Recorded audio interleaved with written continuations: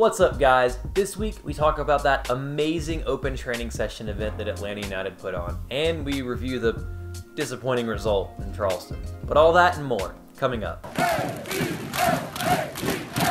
Welcome to the show, 5 Star Fam. I'm AJ, this is Tanner McLeod. Before we get into it, become part of the notification squad by hitting the bell next to the subscribe button. First up, Yamil Asad has been officially announced as a DC United player, and Atlanta United acquires $600,000 in allocation money in a trade with DC United for them to take Asad on loan. And what we acquired was actually pretty hefty for a loan player. So let's get into it. Atlanta United will receive $200,000 in general allocation money and $100,000 in targeted allocation money. And in 2019, we will also receive $100,000 in GAM and $100,000 in TAM. And there's more. And Atlanta can also receive $100,000 in GAM if Asad appears in at least one MLS match in 2020. And that's because we held his discovery rights and also his loan rights. So, you know, all for that, we get a good amount of money. Yeah, I mean, considering everything we gave up to get Darlington Nagbe and what we cleared when Carlos Carmona went back to Colo Colo, yeah, there's a lot of money there. Yeah. And we'll get to it later when we talk about the Charleston match. But there's money there to bring in a player, but not just a normal player, a really solid, good player in a position. Yes. And again, you know, we'll talk about that a little bit more, where we think we should put that. But for a player who essentially, like you said, was on loan, that we had discovery rights to get that much money, and with all due respect to Yamil, he's going to have to work really hard to get into that DC attacking lineup because they were already talented up there, as we unfortunately learned ourselves. Yeah. You know, it was more at the back, and their consistency was their biggest struggles. So, you know, I think he'll play because he's a really, really talented player, as we've all seen. But, I mean, we could be giving up money for a player who might not play that much for the team that we sold him to. Exactly. And, you know, for us, you know, he's a player that, you know, might have sat on the bench. He's fighting, you know, for minutes on both squads. I mean, essentially, he made a decision, you know, if all were equal, he chose DC. It's what it seems like. So, you know, we bid him adieu. We, you know, wish him the best. But I think ultimately we get money for a player that really wasn't going to factor in an incredible amount, even though he could have played a nice depth piece for us in 2018. I mean, you got to think that the line, like the attacking part of United's team, is by far the most depth and by far the strongest part of that team. Yeah. So, you know, even though obviously the team wanted to sign him, and we talked about that in last week's episode, you know, this is, I think, a pretty darn good deal. It is. And the front office pulled some pretty good magic to get the money that they got because, you know, I think they're going to use it. I think they're going to invest it. And I think we're going to see another player who's really good at some point in time come in, you know, maybe not before the season starts, but at some point in time before that transfer window closes in May. So, front office, great piece of business. And ProSoccerUSA came out with their list of the most valuable trade commodities in MLS. No shocker, Atlanta United featured a lot on that list. And the rules that ProSoccerUSA used when setting up this list, there are 6 of them. Number 1, quality. So this talks about, you know, how good the players are. It's not just a list of the best players, but like their production and how good they are. The contracts, the length, how much they're getting paid, their age and their potential, which is why Atlanta United has so many different players on this list, because we go for young players with lots of potential. International markets, you know, where are these players from? Where does their value lie if it comes to, you know, marketing?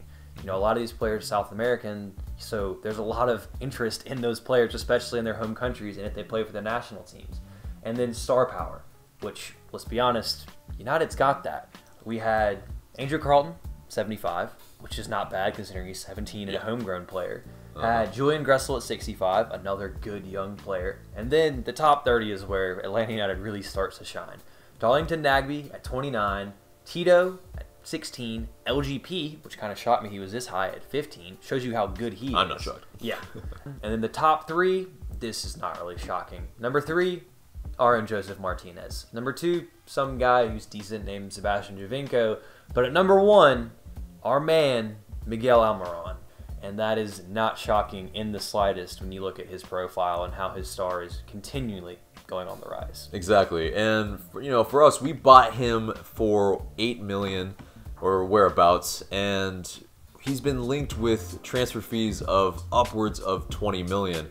And beyond that, he is a young designated player previously, and so that value boosts him as well. And he's a young guy. He plays attractive football or soccer, and he's just a guy that he's gonna be.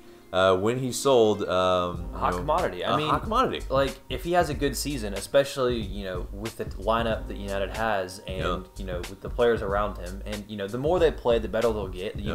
They really hit their stride last year when we moved into the new stadium. Absolutely. So if he starts putting out the numbers that we think he can, that number is going to go up. Indeed. So you could be seeing $30 million for him. Yeah. And I mean, I think it's really, key to take a look at how Atlanta United has assembled this roster, because, again, they use the young DP rule on Almiron and now on Barco. And they're getting these young players, a lot of South American players, that teams weren't really looking at before. They weren't using that model. And even so with Andrew Carlton. I mean, that's a young player that, we talked about how MLS changed their rules recently about transfer fees with homegrown players. Right. If he becomes good enough, like we all think he can be, he gets sold, Atlanta United gets all that cash. Yeah, we keep all of that, and that's fantastic. Another person that was on the list is Yamil Assad, formerly, and so came in at 38. So that's crazy. Like that would have been 8 players of Atlanta United that were on this list of 75. That's a bit crazy, but 7 still is impressive as well. So we'll take that any day of the week, and it just really shows how impressive our entire squad is. So, it's exciting times ahead, and for good reason. And the reason Barco wasn't on this list is their last rule is they must be in MLS for at least one transfer window.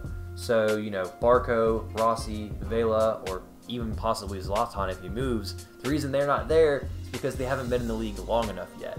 So I think you'll see more Atlanta United players on that list in the future.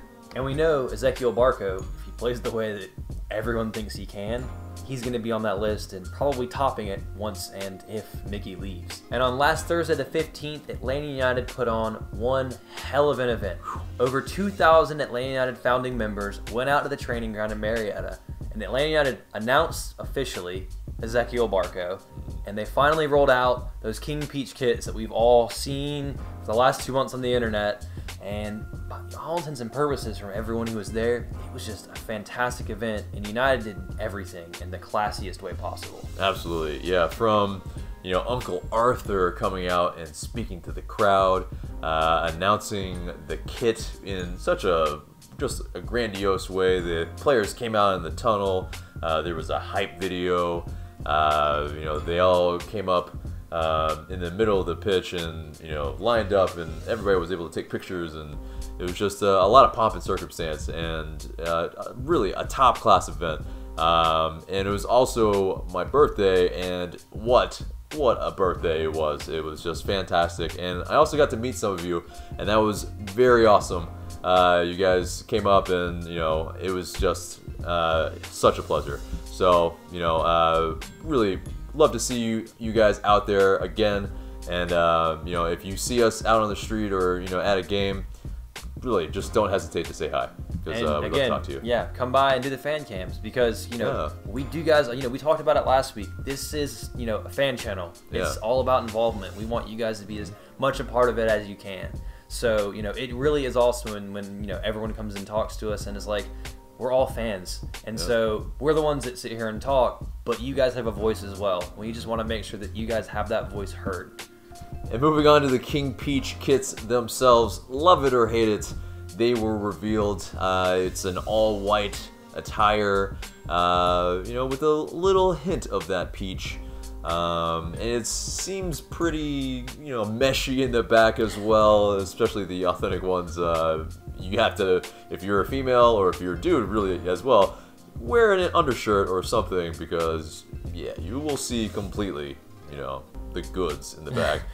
When I got my hands on them on Monday, and when I saw them, I I like them because they looked better when I had them in my hands. Like, oh wow, this is nice. I like the little, kind of like gray details on the front of the shirt.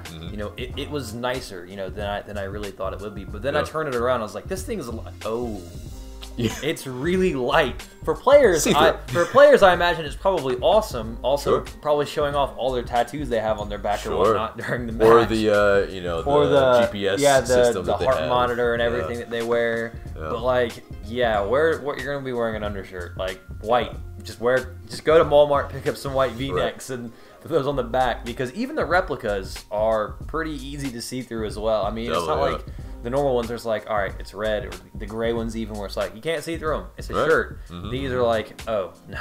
Everything's there. So great for summer, but I mean, I don't know.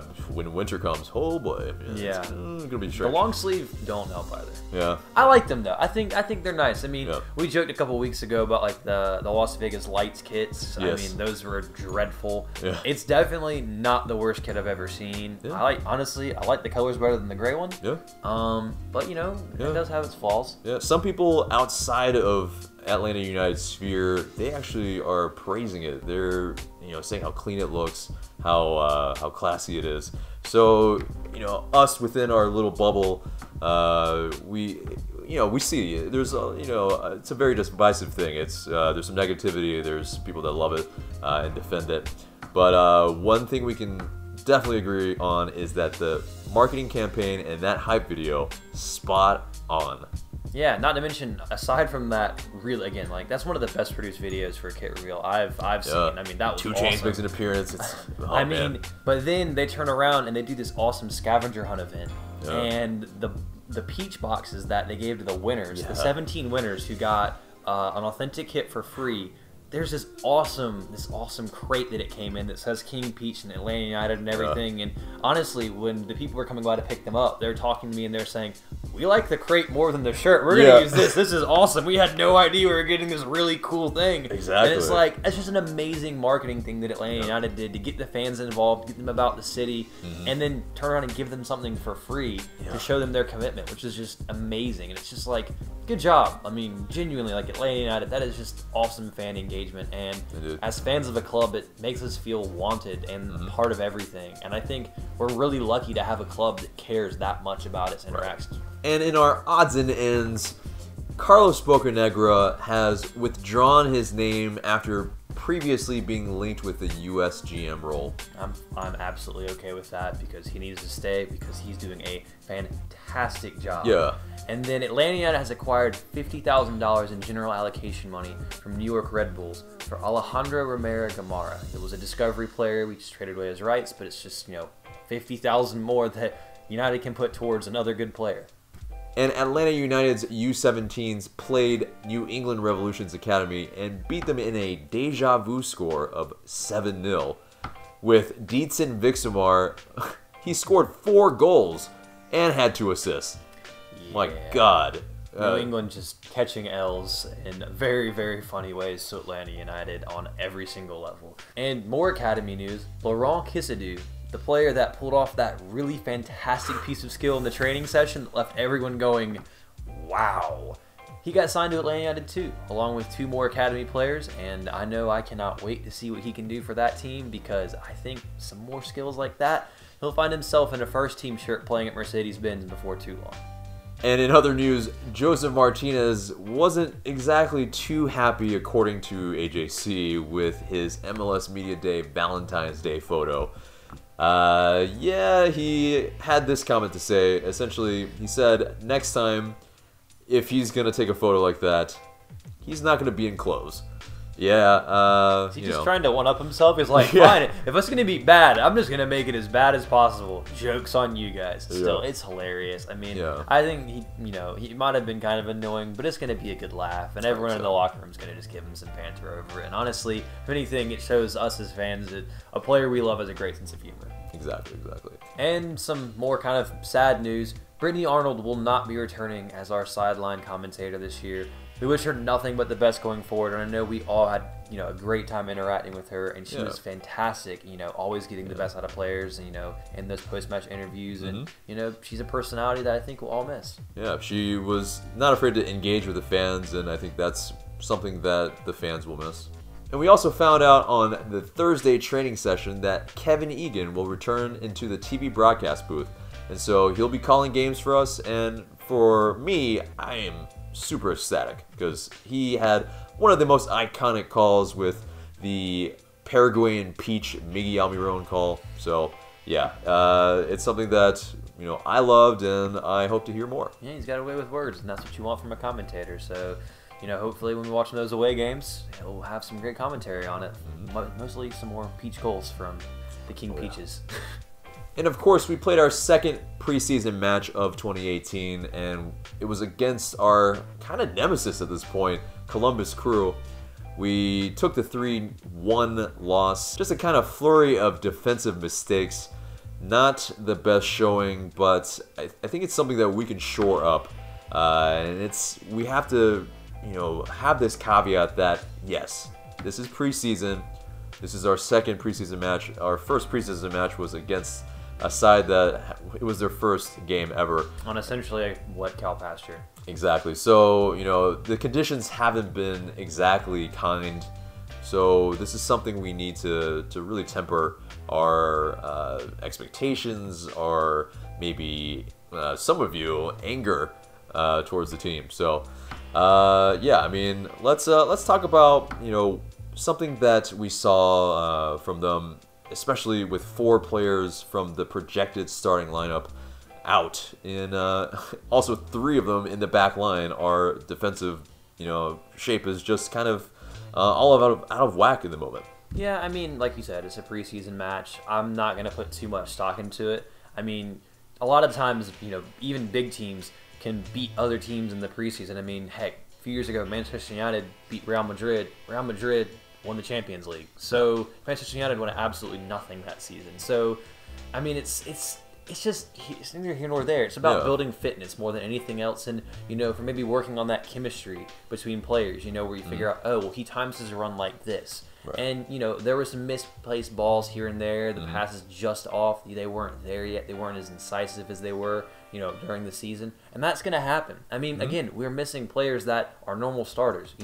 Barco is new. Nagby is new. They have to learn when Joseph makes his runs. They have to learn when Miggy makes his runs, or when he drops deep. Or I found it really interesting to see that the 3 attacking midfielders behind Joseph were all rotating in a very fluid fashion, where that was good to see. Miggy would pop up on the left, in the middle, on the right. Same with Barco, same with Gressel.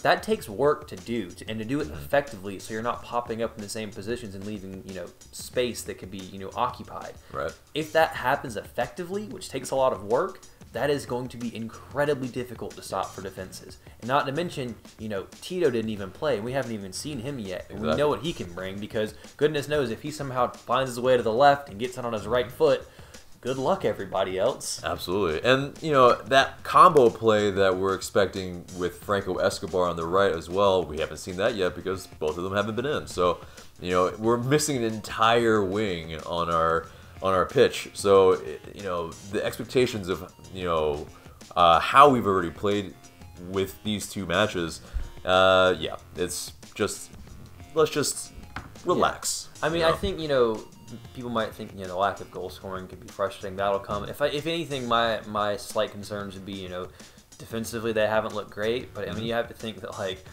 the first goal was just a lot of bad mistakes, and that happens. And I'd rather have that happen. 3 players were marking 1 player. I'd rather have that happen in the preseason when it literally does not matter, as opposed to happening in the playoffs or during the regular season. Exactly. So, I mean, now is the time to work out the kinks. Even then, you still see, LGP making fantastic tackles. Yeah. The second goal was just a world-class goal. I mean, let's call it what it is.